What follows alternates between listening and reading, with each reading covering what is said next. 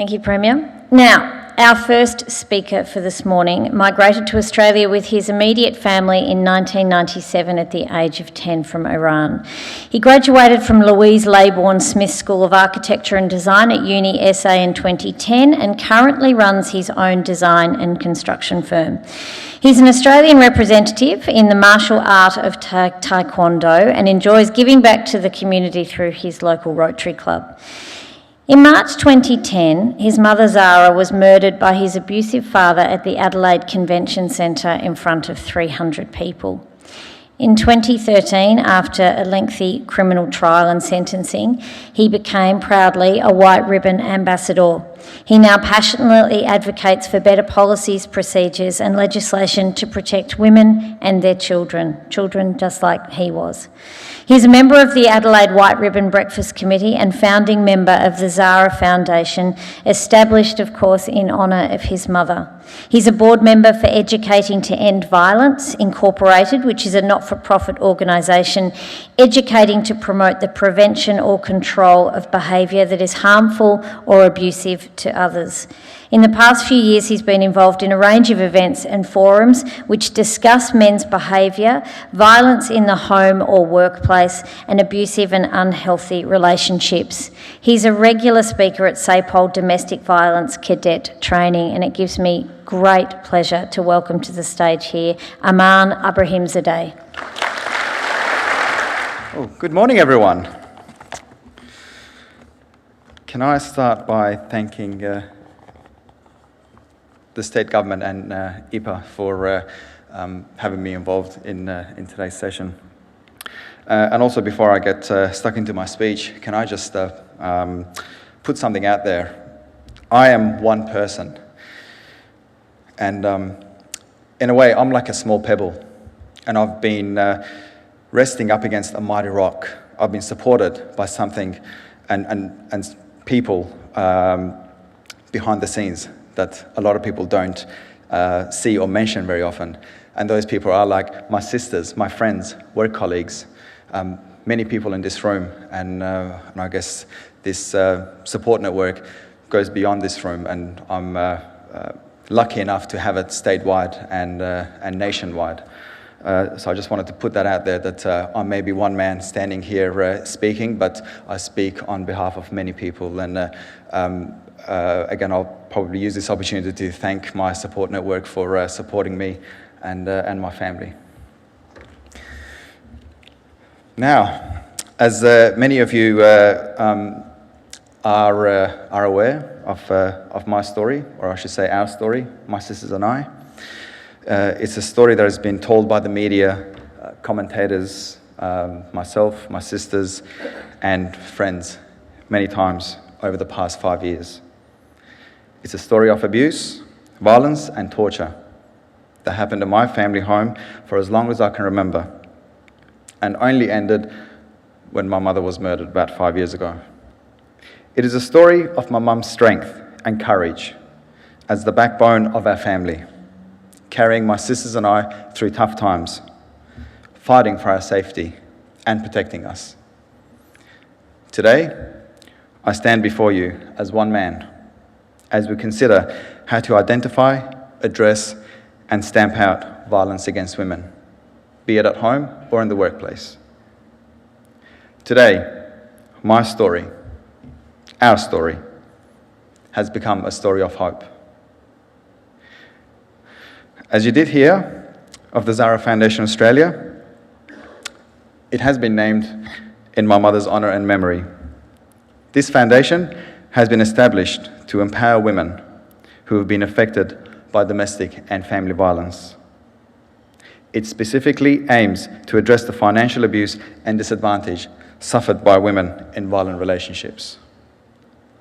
This abuse is the reason many people, many women, stay.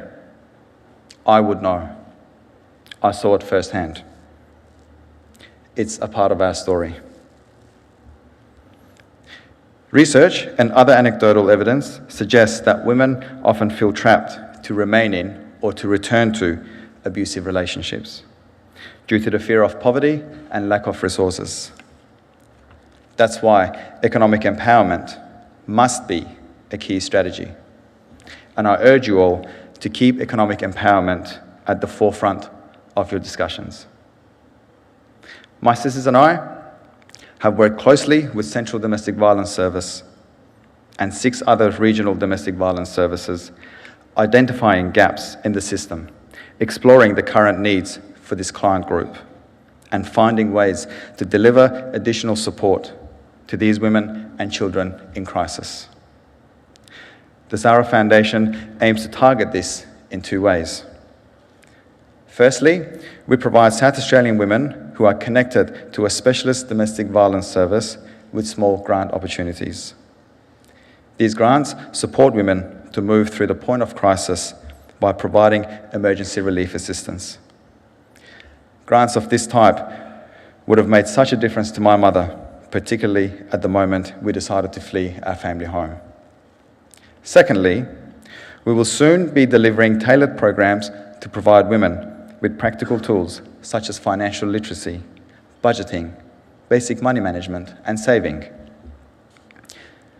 With the support of a community grant from one of our major sponsors, Beyond Bank, and another from Adelaide White Ribbon Breakfast Committee, we are incorporating these programs with core modules of study to provide formal accreditation and pathways into further education, training, and employment.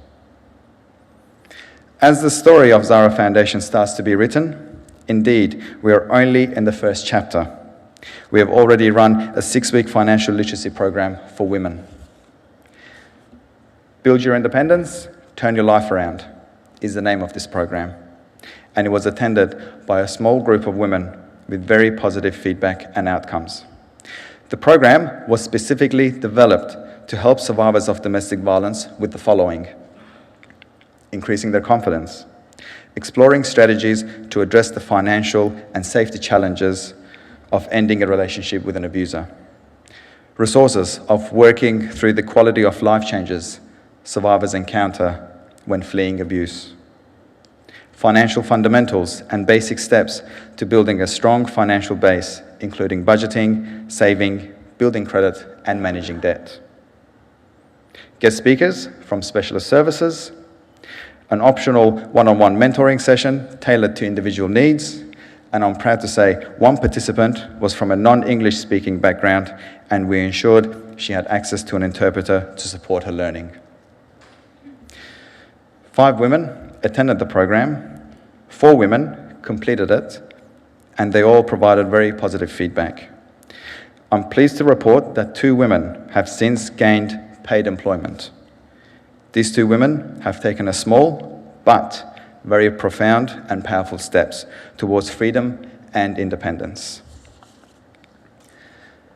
They have lessened their risk of becoming trapped in the poverty cycle. They have lessened their risk of returning to an abusive relationship, as they have new skills and confidence, and they have lessened their risk of becoming a domestic violence statistic in the future. I'm sure we will hear a bit about statistics today, that 30% of women are affected by domestic violence, or that almost 2 women a week are killed in Australia as a result of domestic violence, or that almost 90% of perpetrators in heterosexual relationships are men. But we must remember that these women are far more than statistics. Every one of them, without doubt, was or is loved and cherished. And as I said earlier, while my family's story is one of terrible, unspeakable abuse and tragedy, it can also become a story of hope. Economic empowerment, financial freedom, the chance to become confident, independent, and free is our hope. This will be our new story. Thank you. Our Our next speaker is Dr. Shannon Spriggs Murdock. She has spent the past 11 years with Mentors in Violence Prevention, delivering and developing training across the United States, Australia and other parts of the world. She is currently a research fellow with Violence Research and Prevention Program at Griffith University, and since 2010 she has directed the adaptation and delivery of the Mentors in Violence Prevention curriculum, training of trainers, and furthered the introduction of MVP training in Australia. She was, for 4 years, the Assistant Director for the Mentoring Violence Prevention National Program in the US. In that role, she was responsible for the day-to-day operations of the program, as well as the delivery and coordination.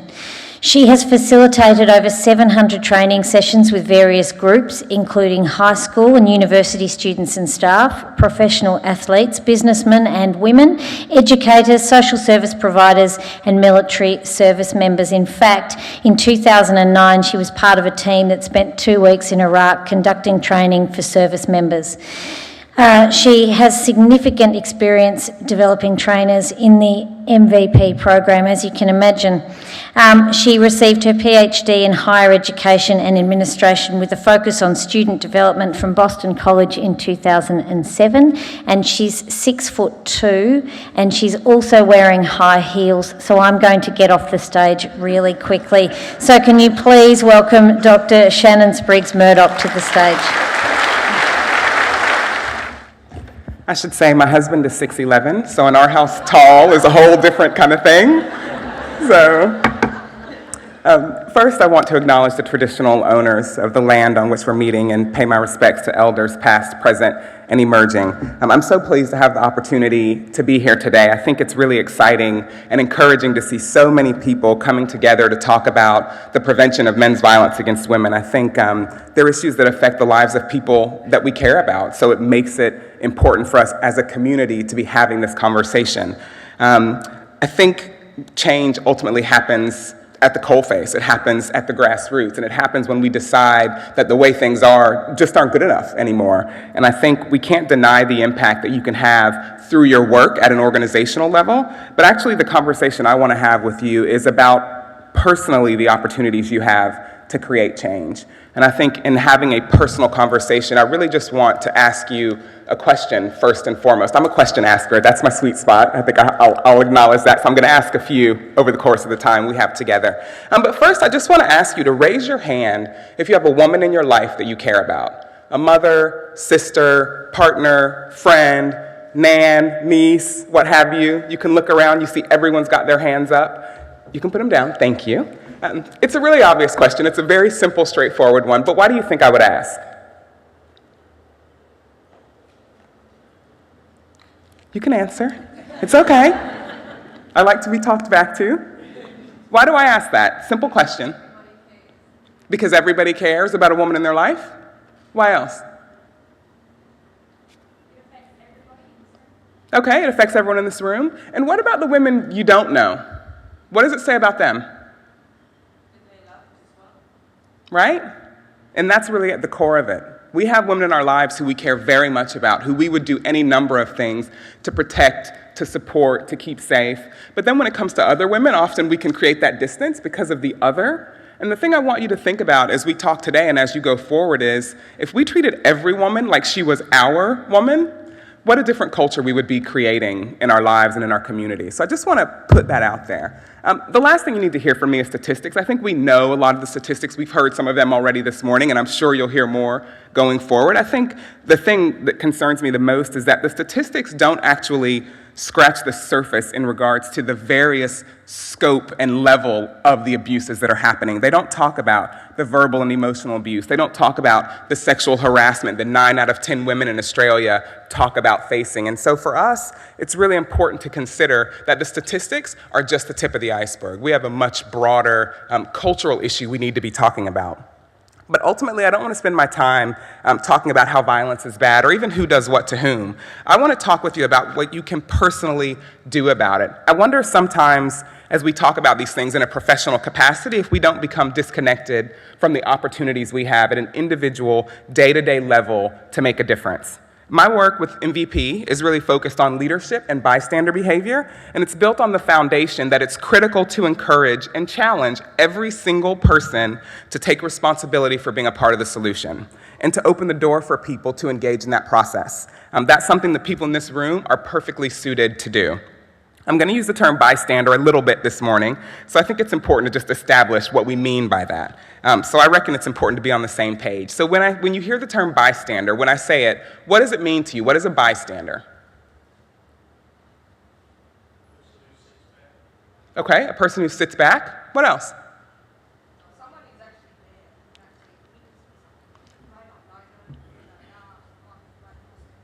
there, Okay, so someone who's there witnessing regardless of whether you know the party's involved or not. What else is a bystander? Someone who can do something. Okay. As in you can intervene if you choose to do something. Okay. Okay, so a bystander is a person with choice, right? And the question we often ask is whether or not bystanders have power. I'm going to fast forward and say yes, right? There's a tremendous amount of power and influence in that position, right? Whether you're being there in the moment or whether you see it on social media, whether you hear about it through a third party, doesn't matter. For us, a bystander is anyone who sees, hears, or has knowledge of an abusive incident, harmful behavior, or anything that might fall on that continuum. And bystanders have a tremendous amount of power and influence. Sometimes that power is life and death, and sometimes it's not at that extreme end, but we still have the opportunity. So for us, it's really important because sometimes the impression given about bystanders is that there's some sort of mythical creature, right? Like this person swoops in, wearing their cape, sprinkles their love dust, and makes things happen. The reality is that we're really talking about regular people in any number of situations in our lives where we play that role. And they're all the way from things that are overtly harmful to things that seem rather innocuous but we know are problematic. So bystander behavior is really about social norms, or what is considered acceptable. So what we need to do is work in all aspects to create an environment that says gender-based violence is not okay. And I think sometimes people tune out the education around victims and perpetrators because they think, okay, well, that's not me. I'm not doing those things. I'm not suffering from those things. So this conversation has nothing to do with me. And I think it's really problematic when people feel like they've got a free pass to not be concerned if it's not affecting them. And I reckon it's kind of like a fire, right? So if you're close to that fire, you can feel the heat. You can smell the flames. You have a sense of urgency about addressing it. If that fire is burning across the street from you, you're concerned. You're going to watch it. You're going to take note. You're going to track. But it's less important. If you're sitting at home on your couch, nice and safe, watching that fire burn on television, you have a whole range of choices. And what people usually do is go, oh, that's a shame, and they change the channel. And for us, the reality is some of us are closer to that fire than others, but all of us can do work to turn up the heat. All of us can work to increase people's awareness about these issues. And I think ultimately, the idea that anyone can be empowered to prevent, confront, or interrupt violent situations involving their peers, their coworkers, their friends, their family is really foundational to the work that I do. And that's the idea that you can reinforce at the individual level. I'm the kind of person who loves practical information, and I especially love lists. Are there any list makers in the house? Yeah, right? My people? So I've come today with a list of 3 practical things that every person in this room can do to create change at an individual level, regardless of your professional role. The very first thing we can all do is raise awareness. We need to raise awareness and increase people's knowledge about the issues of men's violence against women. It used to be when I talked about the work that I do, people would say, oh, is there much work in that? And I would say, you have no idea how much work there is. The issues are in the media so often these days that I rarely get that question anymore. But we still have serious work to do because for a lot of people, the stories they hear on the news are their only frame of reference. Or people acknowledge that violence exists, but they aren't sure where the lines are drawn. So I hear a lot of, is that what I think it is? Or I was with a high school and some young women approached me afterwards and said, oh, you know, my sister's boyfriend calls her fat all the time and she cries. Is that abuse? Right? So many people have the idea that abuse is physical or sexual, and they don't consider the impact of other types of abuse, like financial, right? Like verbal, like emotional, like spiritual, like technological, etc. right? So when we go into workplaces, the focus is usually sexual harassment. And when we bring up intimate partner violence, people get really uncomfortable and say that's not a workplace issue. But what we know to be true is that 75% of women in abusive relationships are working. And we know that intimate partner and sexual violence cost the Australian economy almost $14 billion per annum. But all those uncertainties are a real barrier to people feeling motivated and comfortable to take action. It's critical that when we educate ourselves, that we talk to our families and friends and provide and create opportunities for organizations to engage in education about prevention and awareness around gender-based violence or men's violence against women. Raising awareness about abusive behavior is important because the bottom line is, if a person doesn't think there's a problem, they're never gonna take action. Sometimes in talking about bystander behavior, we kind of fast forward to what can a bystander do. It's a critical mistake because you can do all the skill building you want. If a person doesn't understand why they should get involved, they're never going to anyway. And I want to be really clear, I'm not just talking about educating people about the statistics of gender-based violence. Stats are important because they validate at an empirical level what we know is happening on the ground. But most statistics only reflect the most extreme forms of violence. We need to encourage people to think beyond violent and abusive behavior. True prevention means not just addressing issues at the pointy end, but going to the root cause of the problem, social norms, systems of attitudes, behaviors, and beliefs that provide the context for harmful and abusive behavior. We need to address gender inequality and gender roles and sexist language and objectification and a lot of other issues that get put in the "that's harmless" basket because it's not harmless. And if we ignore these things and only focus on the abuses at the pointy end, we've missed the most crucial opportunity for change. I want you to think about it like a pyramid, right? The strength of the pyramid is the foundation. If we have a problem with the things at the top, the rape, the abuse, the murder, we need to have a problem with the things at the bottom, the jokes, the language, the objectification. We need to talk critically about the systematic ways that women are devalued and oppressed because it's a system that supports abuse. And this is a really difficult and contentious conversation to be had at times, but it needs to be had if we're going to really facilitate change. And for some people, having those conversations is more than they feel equipped to do. There's a lot of material and information out there about abusive behavior and red flags, but if you don't have the time or the inclination to explore or share those resources, the least I can encourage you to do is trust your gut. Does that feel wrong to you? Does it look wrong? Does it sound wrong? Think about how you would feel if someone said or did that to that woman you raised your hand for. And I'll give you a perfect example of this. Some of you heard this story yesterday when we were doing the training. I travel every week. I'm like a road warrior, pretty much. And you know when you're in the airport and you're about to board the plane, you give them your ticket and they scan it, and then you're standing in that line to get on board? As I approach the line to get on board, there's a man and woman in front of me, and she has a baby in one of those carrier things, and he has his hand around the back of her neck, and he's squeezing so hard that I can see all the muscles in his arm. And he's leaned into her face really angrily, talking quietly, and she's kind of trying to lean away.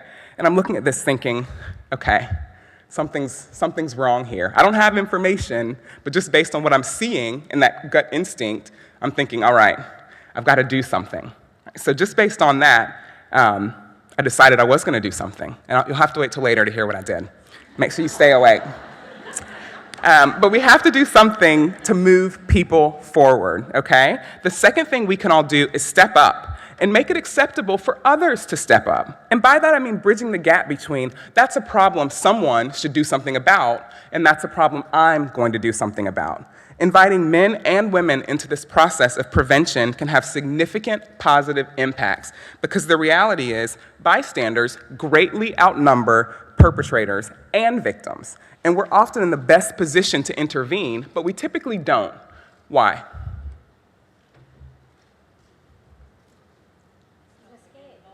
We don't want to get involved because we're scared. Why else? We don't want to make it worse for the woman. Why else? It's not our business. That's between them. Why else? It brings attention to us. We don't know what's going to happen after we open that door, right? There are 100 reasons. Where I come from, they say snitches get stitches, right? Like that idea that there is a price to be paid, and who knows what it's going to be, right? And the who knows is terrifying for people. right? There are a number of reasons why people don't get involved, and the context always changes depending on the situation. But addressing the social fear bystanders feel is one of the most important things that we can do. I said early on that bystander behavior is really about social norms. Do I think it's okay for me to step up in this situation and say something that people might not like? We have to acknowledge and address those fears before we can do anything else. Giving people permission and support to step up is absolutely critical to the process of change. And it's even more critical than talking about what to do. Because if we can't get people over this barrier, they're never going to do anything anyway. And another critical issue is the attitude that gender-based violence is none of my business, right? It's one of the most pervasive things that I hear, and it's the one that we have to see change.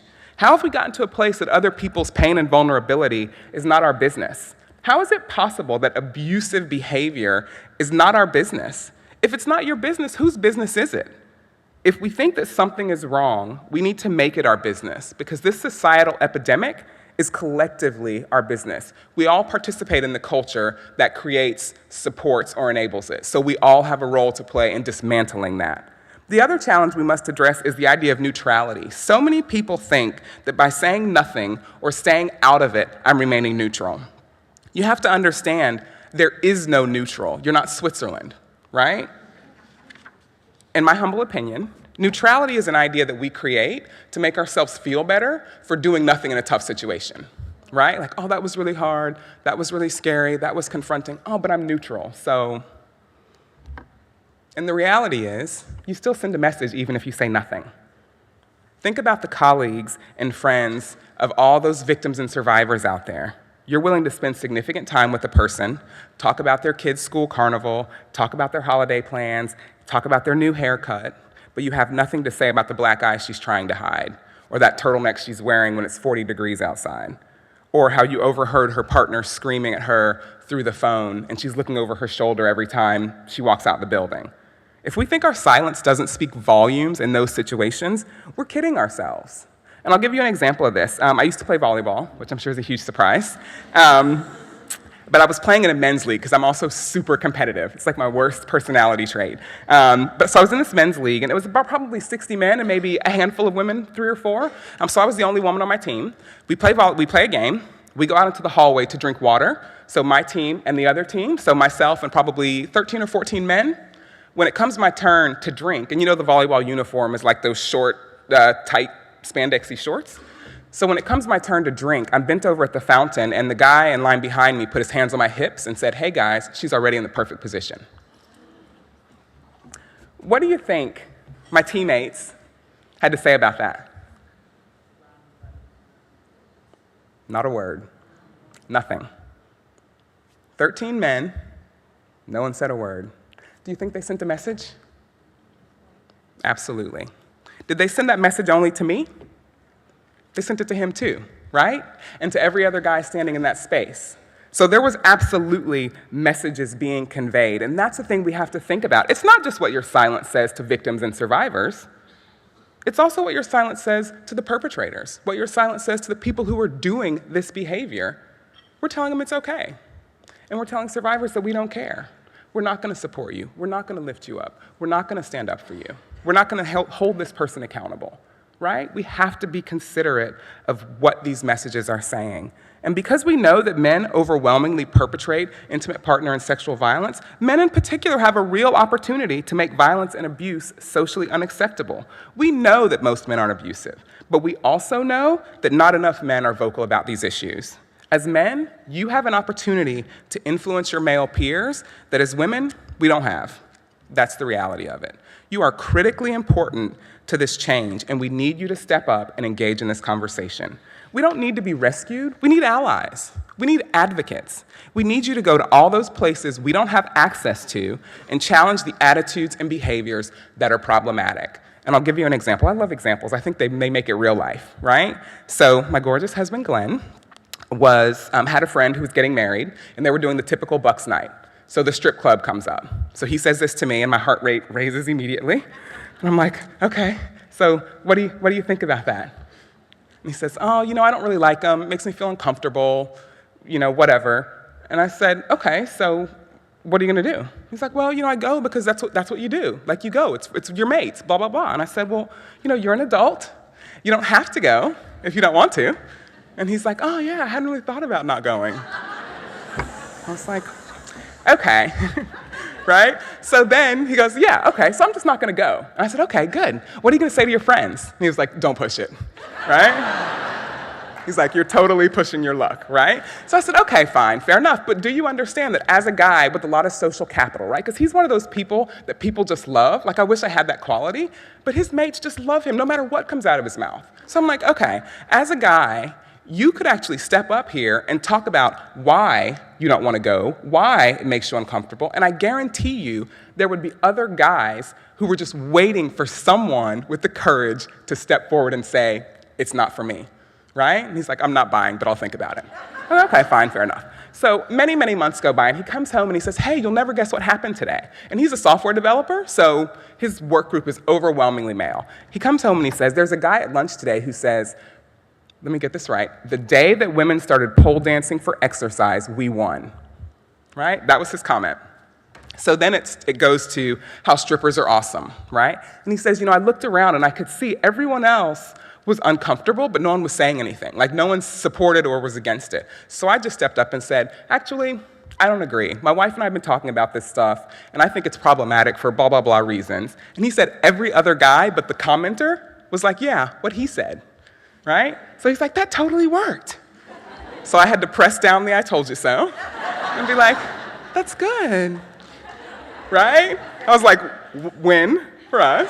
And I had to let it go, right? But the reality is, that's the kind of thing that would never have been said, say, in front of me, right? And that's the opportunity that exists for men, is being in all those places that we're not going to be having this conversation, challenging people, holding people to a different standard. And it's really, really important. And that brings me to the final thing that we can all do, and that is thinking critically about how to intervene. Despite what we know about the effectiveness of this work, doing something as a bystander runs counter to almost every message we receive about what to do in these kinds of situations.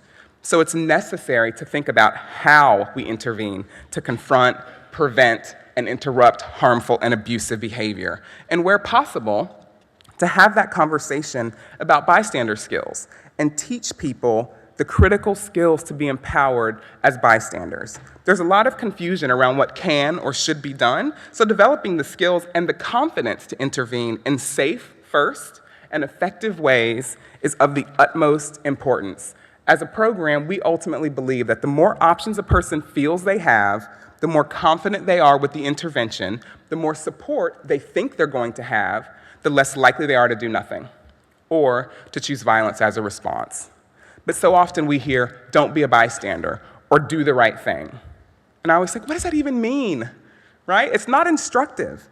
So how do I do the right thing when I see someone yelling at their partner in the grocery store? Or when I hear that sexist joke around the family, not Thanksgiving, that's a bad example. I don't know, Anzac Day, Barbie, right? Or worse. How do I do something that keeps me safe but addresses the problem? And people have a lot of anxiety over those questions. And once you move past all the other stuff, that's what stands in the way of people taking that step forward. We have to acknowledge and address those fears, even the ones that lie within all of us, before we can think about effective strategies or have an effective conversation about what an empowered bystander can do. And let me go on the record and say it takes a lot of courage and it takes a lot of leadership to intervene in potentially harmful, violent, or abusive circumstances. Being a vocal advocate for change isn't always going to make you popular, but it doesn't take a special person and it doesn't take a hero to do the right thing when necessary. And in talking about what a bystander can do, I'm not going to prescribe options. That's a choice you have to make for yourself. What I want you to understand is there's a lot of room between doing nothing and doing the thing that makes you the most uncomfortable. In developing those skills, you need to think about the pros and cons of any given choice in any given situation. I often think about things like, do I know these people? How well? How involved am I prepared to get? What's the physical risk? How heated is this situation? How much time do I have, right? If I do or say this, what's the likely reaction? Okay, then what, right? Is there a better way to address this situation? Because we have to remember what we want to do is not always the most effective choice. I'd like to tell people off. That's what I like to do, right? I maintain persistent outrage. It's one of my talents, right? But the reality is that doesn't always get you the outcome that you want, and it doesn't make people safer in the end. There are a million questions you could ask. What I want you to consider is the more often you engage in the thought process, the more equipped you will be in the moment of truth to make a good choice. I really want you to think about your sphere of influence or the people in your circle. They're the ones you'll have the most impact with because you have a relationship. And I want to be clear that most of your opportunities for intervention will lie outside of stepping into a physical situation or where some overt abuse is happening. Most of your opportunities will lie in the quiet moments when you hear that thing that's not okay, or you're concerned about that friend who's becoming more and more withdrawn, or you're concerned about the way that you see a mate being controlling or verbally abusive to his partner, right? Those are the opportunities. And we can do a lot of good by just reframing what we think of when we think of intervention. Asking someone if they're okay. Hey, mate, how are you going? Is everything all right? I'm concerned about you. Offering support, offering a connection, or having a one-on-one conversation is just as important as pulling someone up who might be out of line in the heat of the moment. Intervening with strangers is a totally different ballgame, but I do want to mention it because it seems to be the thing that we hear the most about. And we have to understand that in dealing with people we don't know, we have a much more limited set of options, and the threats to our personal safety can be that much more extreme. We have to be especially careful here. So if I see something happening between people I don't know, I always opt for distraction or diffusion. So this brings me back to my airport story, right? So I see the guy. She's got the baby, he's got his hand around the back of her neck and he's squeezing and he's in her face. And I'm standing there thinking, okay, I don't want to get punched in the face. He looks really angry. I've got to get on an airplane with these people and I have no information. So I'm kind of going, okay. Like I'm past the point of should I or shouldn't I? I'm going to do something, but I'm trying to make a good choice. So I'm just kind of ruminating and finally I go, all right, the time is now. So I stepped up and said, excuse me, do you know how long this flight's going to take? So they both looked at me like, don't you see we're fighting? But once I had their attention, I just kept asking questions. Oh, I've never been to Philadelphia. What should I do when I get there? And I love to eat, so what should I eat? And I love sports, so how are your sports teams? Oh, your baby's so cute. What's his name? Oh, it's a girl. What's her name? Right? So that was the extent of my genius, right? 12 years of doing this work, in the heat of the moment, that was all I had, right? Do you think I fixed their relationship? Of course not. I wasn't in a position to fix their relationship. But what I did do was I diffused a situation that I thought was escalating. I distracted in the heat of the moment, gave them a chance to take a step back, gave him a chance to calm down, because by the end he was like, hey, and when you get to wherever, tell Bob I said hi. I was like, yep, will do, right? And I didn't make her more unsafe, right? She was already in an unsafe position. So I thought, okay, let's not do anything that's gonna make him go, that woman who stepped up, that was your fault, right? That was all I had. You have to be realistic about what you can achieve with people that you don't know. But I wanna emphasize that it's possible to do even a little something to make a difference, and the right choice can still have impact. At the end of the day, you need to find a place where you feel comfortable preventing, confronting, or interrupting harmful and abusive behavior, particularly involving your sphere of influence. I encourage you to search yourself for what level of involvement you feel comfortable with. And that's not gonna be the same for everyone. Gorgeous Glenn, my husband, came home recently and said, oh, some of my mates, he does a lot of music stuff, some of my mates were having this conversation. He's like, you know, and I wanna say something, so what would you say? And I was like, oh, first I would say this, then I would say that, then I would say this thing, then I would finish with, and he's like, okay, so what would I say? Right? So it's like, okay, let me dial it back for a second, right? But that's the reality of it, is that we're not all going to do the same thing. All of us could see the same incident and handle it differently. All that's important is that we handle it, right? And again, it's important to be realistic. The unfortunate reality is sometimes you can do all the right things and nothing changes. That's the truth of the matter. I would be blowing smoke if I said anything otherwise. We still must make the effort. The question I ask myself is, do I have the courage to have the hard conversation? Do I have the courage to do the unpopular thing? Do I have the courage to persist in creating the change that is so desperately needed? Back in the States, a million years ago, I played basketball at university, which again, I'm sure is a huge surprise. Whenever we were gonna face a really tough opponent, my coach used to say, okay, y'all, it's time to go to work.